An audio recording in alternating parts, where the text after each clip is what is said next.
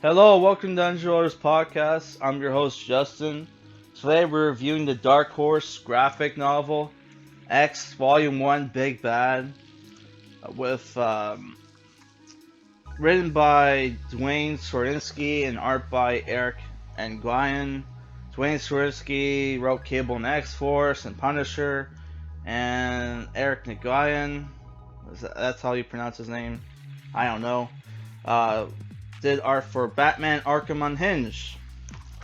So this is published by Dark Horse Comics. It collects issues 1 through 4. You have covers by Clint Langley, which the covers look way cooler than the art inside the book, but the art inside the book is somewhat decent.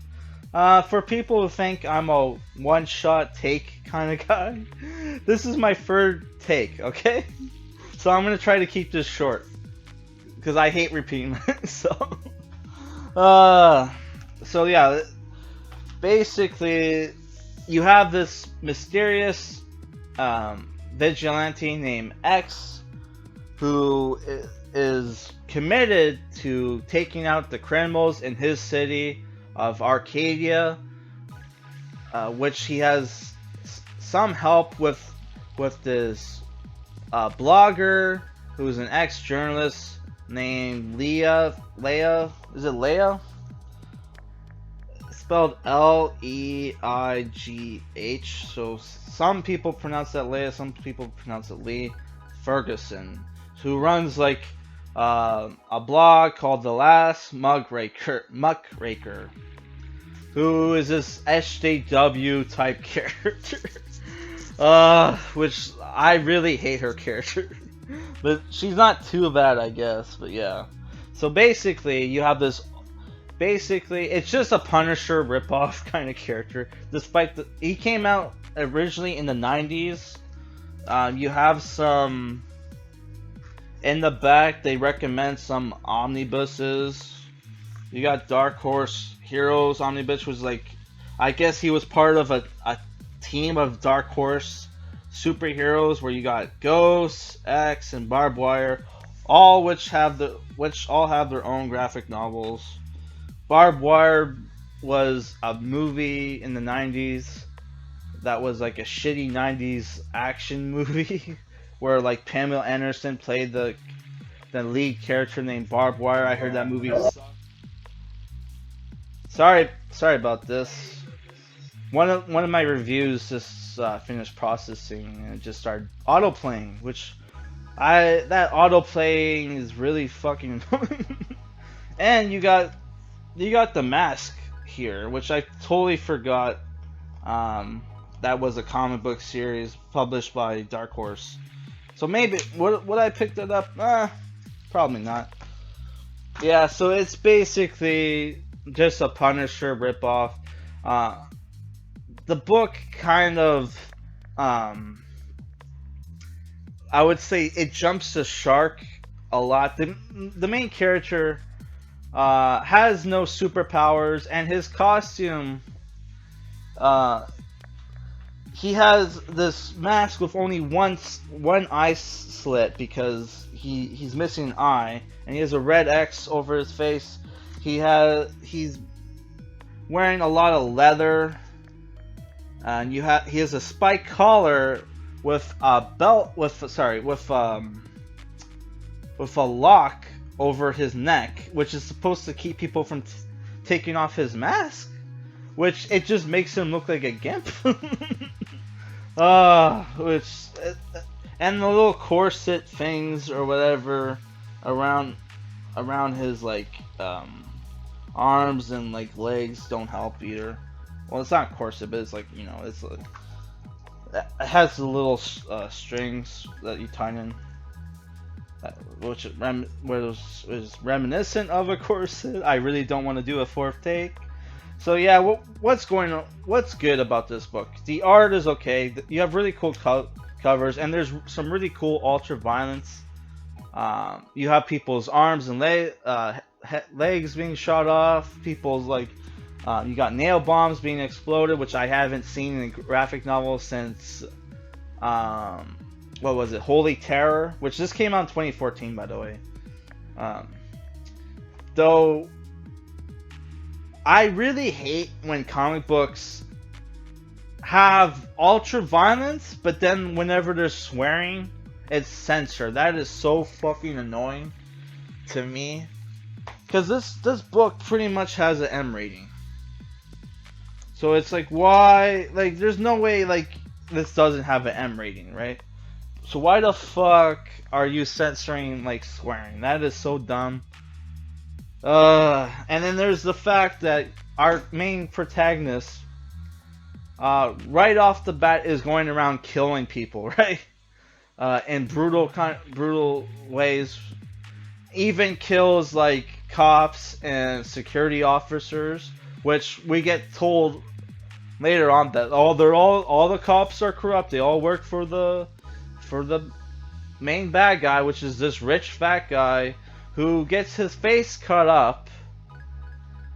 Which that scene, it looks like X is cutting his head off. Apparently, he was just flaying off the skin off his face, and he gets a face transplant where they attach a pig's face onto his own face, right? to replace the skin, the skin, right? And he even has pig ears. So it's just like I've seen face transplants that, like, I'm assuming people with, you know, modicum means, like, you know, not rich people get. And they look kind of decent. Obviously, you can tell that something weird is going on, but you know, it looks decent, right? This rich guy, you're telling me he can't get like a normal face transplant, or like he wouldn't just if it was a problem of getting a donor, you know, this guy runs a criminal organization. He could just kill some guy, steal his face and just put it on. No, the surgeon, this expensive surgeon, grafts a pig's face, which obviously we know why they did that, was to make the villain look more villainous, right? Which is so fucking stupid. And then there's all the fucking traps, like the female protagonist, Leah Ferguson, who's like an SJW type. Look at her and tell me she doesn't look like an SJW, okay? Her hairstyle gives it away. Leads like the cops to his hideout, and he has these wire traps that spring and like cut people to pieces, but for some reason it doesn't cut Leah Ferguson, even though she's standing right next to the cops.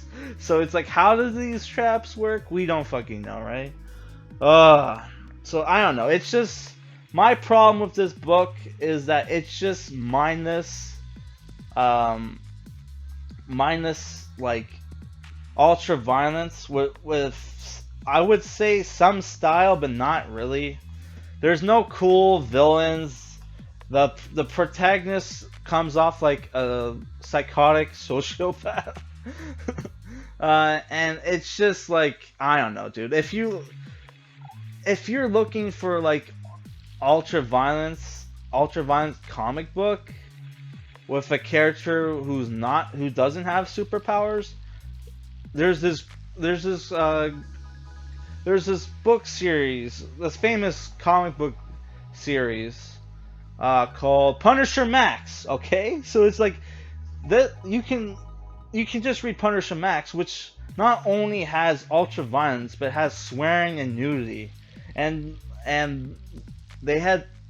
it's written by Garth Ennis, who has no problem dropping like racial slurs and will use them comedically as well. Which you have a character who's kind of a ripoff of one of his characters in like Punisher Max, where like that Punisher Max arc where he's fighting the IRA, which has a very funny scene in that with that character where he's drinking in the bar and he's just like you know, all depressed about his life, and he goes on this racist rant. He's like, I've been treated like I've been treated like an N-word all my life, and like gangbangers show up and point guns at him.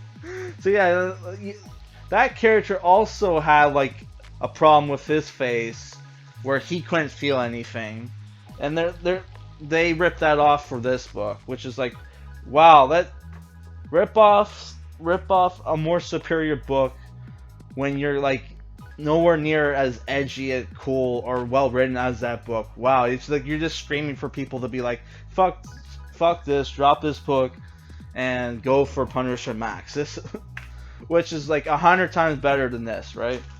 I might, if I were to give this a rating, I did think the action in the book was cool, so I'm giving it 6.5 out of 10. But that mostly comes from the fact that I paid $15 for it, and it was a decent read for $15. But still, like the action and the characters, the action is the only good thing about this book, right? In the ultraviolence, everything else is just bland, right? But the action was good, I would say, right? And then like the X character is somewhat cool looking, right? And there's the whole mystery about him, which they don't ever show you his face, they don't ever give you his name. So I am somewhat tempted to read more X comic books. Like, I think I'll try to pick up the X Omnibus or the Dark Horse Heroes Omnibus, because I really like the 90s aesthetic comic book art, which does look cool. But yeah, it's a 6.5 at best, and I think I am somewhat overrating the book. But yeah, I would say, yeah, it's just a 6.5. So the next comic review I'm probably gonna do is DC Holiday Nightmares, which I'm planning on reviewing on Christmas Eve. For Christmas month tomorrow, I'm going to review Tokyo Godfathers. Alright, peace, guys.